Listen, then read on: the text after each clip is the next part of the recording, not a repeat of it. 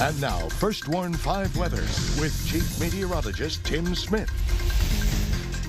Hey folks, a warm one across the valley again today. Temperatures in the upper valley topping out close to 100 degrees. The lower valley well up into the 80s, some places touching 90 there as well. The beach is cooler at 82, but look at McAllen right now, 97 degrees, 90 in Edinburgh, 96 in Rio Grande City. Let's take a look at a couple of different models. And we're going to show you the NAM model first, and this is the model that tends to do the best with cold air masses like this. I'm going to show you a couple because they're all different.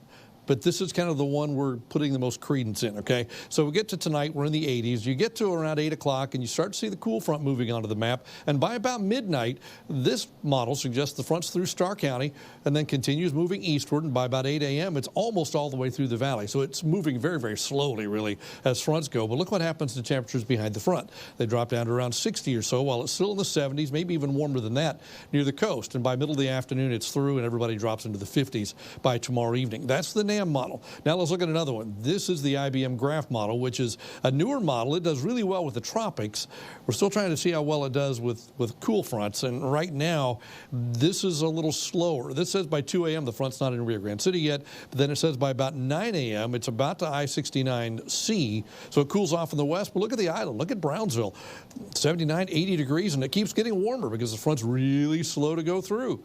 Finally, by 8 o'clock tomorrow night, it pushes through pretty much everybody, and then we cool off. So, again, here are the model outlooks. This is the European model. We didn't look at that. Notice it suggests that tomorrow afternoon, we're back up close to 90. That's the European model. And then much cooler in the 70s on Wednesday, and then back in the low 80s on Thursday. This is the USGFS model. It says near 90 tomorrow, 80s on Wednesday, 70s on Thursday. Here's the NAM model.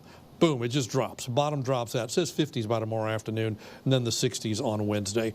We're leaning closer to the NAM model because, again, it tends to do the best. So we're keeping temperatures a lot cooler. But you can see the front moves slowly across the valley. If you're in the lower valley, if you're in Brownsville, South Padre, Port Isabel, it may take a while to get there. And if that's the case, that 67 will be a late day temperature. You could be a lot warmer than that early on and then finally cool off once the front gets here. Again, the model pushes the front on through, triggers some clouds, maybe a shower or two with it, but then it turns windy and much cooler eventually, with spotty showers left over into early Wednesday, and then by Wednesday afternoon the clouds clear and we get the sun back in here. So your rain chances, best chance late tonight, early tomorrow, lingering into tomorrow night. Finally by Wednesday it starts to taper off, and then after that I think we're dry.